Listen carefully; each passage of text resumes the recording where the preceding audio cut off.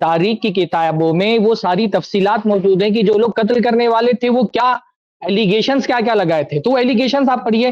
مقتل عثمان پر بہت ساری تفصیل سے کتابیں لکھی گئی ہیں, تاریخ میں وہ روایتیں موجود ہیں. مطلب حضرت عثمان پہ کیا ایلیگیشنز تھے, ان پہ ایک الزام, مطلب ان کے خلاف جو لوگ کھڑے ہوئے ان لوگوں نے کہا کہ بھائی یہ وہ شخص ہیں جو بدر میں شریک نہیں ہوئے تھے, اور یہ وہ شخص ہیں جو احد میں جو ہے وہ پیٹ پھیر کر کے بھاگ گئے تھے, اور یہ وہ شخص ہیں جو بیعت رضوان میں شریک نہیں ہوئے تھے. اور ایک الزام یہ تھا کہ یہ انہوں نے جو ہے نا وہ مدینہ میں ایک چراگاہ جو ہے وہ مسلمانوں کی وہ اپنے لیے خاص کر لی ہے. اور ایک الزام یہ تھا کہ مطلب اس قسم کے الزامات ہیں. اس میں آپ جو جو الزامات لگائے گئے ہیں حضرت عثمان پر, انشاءاللہ تعالی ان الزامات کا بھی ہم جائزہ لیں گے. تو اس میں جو خود بلوائی تھے, یعنی جنہوں نے آ کر کے صحابہ کرام سے حضرت عثمان کی شخصیت پر اعتراض کیا تھا, اعتراضات تو انہوں نے خود رکھے ہیں نا, اور خود اس صحابہ کرام نے اس پر حضرت عثمان کا دفاع کیا ہے. جیسے ان سے کہا گیا کہ یہ وہ تھے جو بدر میں شریک نہیں تھے. ایک آدمی آیا غالباً عبداللہ ابن عباس کے پاس یا عبداللہ ابن عمر کے پاس, اگر میں غلطی کر رہا ہوں تو اس نے کہا کہ اچھا یہ بتاؤ کیا حضرت عثمان بدر میں شریک تھے کہ نہیں شریک تھے؟ تو انہوں نے کہا نہیں شریک تھے. پھر اس نے کہا اچھا یہ بتاؤ کیا حضرت عثمان ہی تو ہیں جو غزوہ احد میں بھاگ گئے تھے جان بچا کر کے؟ تو انہوں نے کہا ہاں بھاگ گئے تھے. پھر کہا کیا حضرت عثمان ایسے شخص نہیں ہیں جنہوں نے بیعت رضوان میں حصہ نہیں لیا؟ کہاں حصہ نہیں لیا. اس نے کہا اللہ اکبر, یعنی یہ وہ لوگوں میں سے تھا جو سبائی تھا.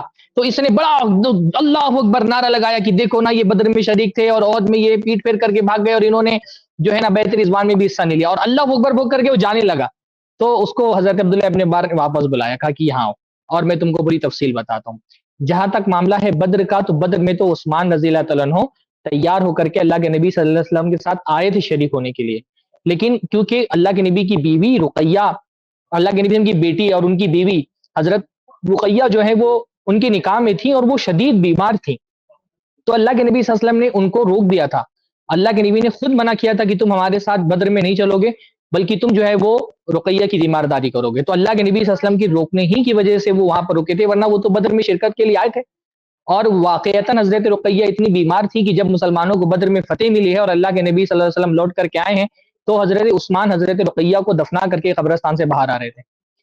تو اللہ کے نبی صلی اللہ علیہ وسلم نے نہ صرف یہ ان کو بدر میں شریک مانا کیونکہ وہ اللہ کے نبی کے بولنے سے رکے تھے, بلکہ بدر کے جو مجاہدین تھے ان کو جتنا حصہ مال غنیمت میں دیا گیا, حضرت عثمان کو اتنا حصہ مال غنیمت میں دیا گیا.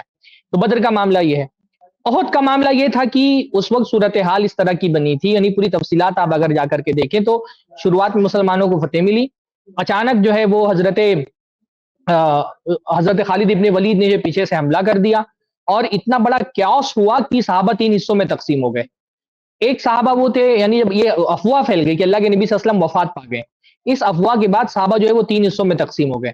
کچھ صحابہ تو وہ تھے جن کو پتا تھا اللہ کے نبی کی وفات نہیں ہوئی, وہ اللہ کے نبی کے پاس تھے, تو وہ اللہ کے نبی کا دفاع کرتے رہے.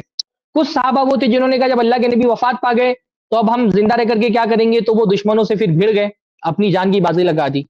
کچھ صحابہ وہ تھے جن کو یہ سمجھ میں نہیں آیا کیونکہ کوئی ان کو کمانڈ کرنے والا نہیں تھا, اور خبر یہ پھیل گئی تھی کہ اللہ کے نبی وفات پا گئے, تو ان کو سمجھ میں نہیں آ رہا تھا کہ اب اس صورت میں کیا کیا جائے.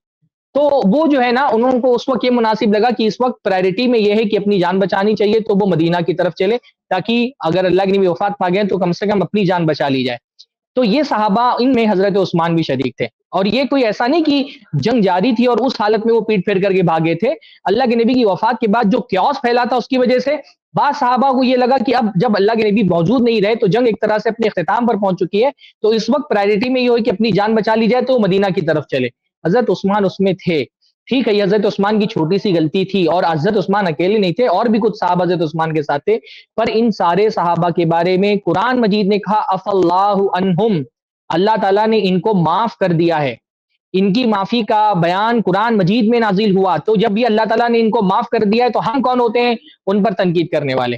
یہ تیسرا الزام یہ تھا کہ بیعت رضوان میں نہیں شریک تھے, تو انہوں نے کہا بھائی بیعت رضوان تو ہوئی حضرت عثمان کی وجہ سے تھی, حضرت عثمان ہی کے قتل کی افواہ پھیل گئی جب وہ صلح حدیبیہ میں موقع پر جب وہ گئے مکہ کے مشرکین سے ملنے کے لیے, اور مکہ کے مشرکین نے ان کو روک لیا, اور یہاں اللہ کے نبی صلی اللہ علیہ وسلم تک یہ خبر پہنچی کہ عثمان قتل کر دیے گئے, تو انہی کے قتل کا بدلہ لینے کے لیے تو بیعت رضوان ہوئی تھی, اور وہ شریک کیا نہیں تھے. ان کے لیے تو اتنے شرف کی بات ہے کہ جب بیعت رضوان ہوئی تو اللہ کے نبی صلی اللہ علیہ وسلم نے اپنا ایک ہاتھ الگ سے حضرت عثمان کی طرف سے بیعت رضوان میں رکھا کہ یہ عثمان کی طرف سے, اور اس سے بڑا شرف اور کیا ہوگا کہ اللہ کے نبی نے اپنے ہاتھ کو عثمان کا ہاتھ کا ہے.